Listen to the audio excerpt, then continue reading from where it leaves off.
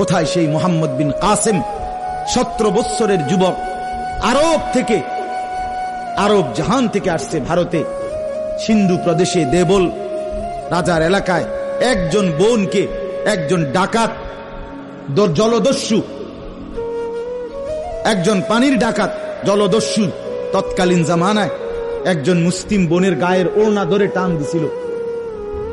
তখন ওই বোন চিঠি পাঠাইছিল হাজ্জাজ ইবনে ইউসুফের কাছে আরব দেশে, হাজ্জাজ, তুমি বেঁচে থাকতে তোমার মুসলিম বোনের গায়ের ওড়না ধরে টান দিছে বেঈমান কাফের, তুমি এর বদলা নিবা কিনা আমি শুনতে চাই। হাজ্জাজ ইবনে ইউসুফ, আমরা কিতাবে পড়ছি, এরকম চেয়ার ছেড়ে লাফ দিয়া দাঁড়াইয়া চিৎকার দিয়া বলছে, বোন আমার, গোটা আরবের সমস্ত মুসলমান যুবক প্রয়োজনে জান দিবে, আরবের সমস্ত যুবকের কলিজা যাবে, জান দেবে, শাহাদাত বরণ করবে প্রয়োজনে, তবু আমি তোমার এই বেইজ্জতির বদলা নেব। 3 বার সেনাবাহিনী পাঠাইছে সে, 3 বার।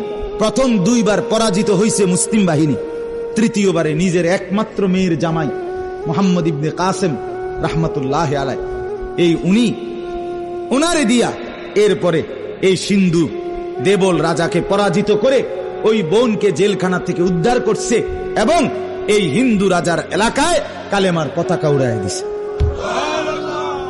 হ্যাঁ, সেখান থেকেই এই ভারতীয় উপমহাদেশে মুসলমানদের যাত্রা, ইসলামের সূচনা। এক বোনের ইজ্জতের জন্য ধর্ষিতা হয় নাই, কাপড় টান দিছে কেন?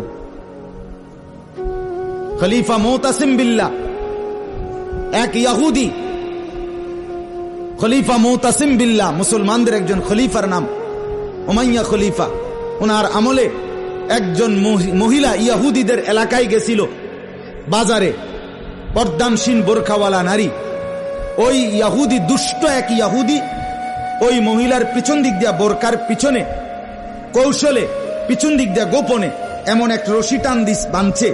রশি বাঁধ দেওয়ার কারণে মহিলা যখন সামনের দিকে আগাইছে, তখন এই রশির টান লাগাতে মহিলার বোরকা উঠে গেছে উপরের দিকে সামান্য, উনি পড়ে গেছে। এই মহিলা ওই বাজারে চিৎকার দিয়া বলছে, ওয়া মুতাসিমা, হায় মুতাসিম, তুমি কই? তোমার মুসলিম বোনকে বেইজ্জতি করছে। সাথে সাথে খলিফা মুতাসিম বিল্লাহ পুরা বাহিনী নিয়ে আইসা ওই ইহুদি অঞ্চল পুরা জ্বালায় ফেলছে। কথা ছিল এই, বাপ, কথা ছিল এই, রক্ত আর আমাদের গায়রত আর আমাদের হারিয়ে ফেলেছি। পরের মেয়ে দেখতে দেখতে, পরের নারী দেখতে দেখতে, টেলিভিশন দেখতে দেখতে, নিজের বিবি বাচ্চারও লাগাই দিছেন, নিজের ঘরে টেলিভিশন চাইতো, নিজেও বইয়া বইয়া চা দোয়ানে বেড়ি চান, টেলিভিশন চান, ফুতেও সারা রাত সারা দিন সমবয়সী ফুলানের লগে হাইটটা মোবাইলে ছবি চায়। তো সমাজ গড়বে কে? পরিবার নিরাপদ থাকবে কেমনে?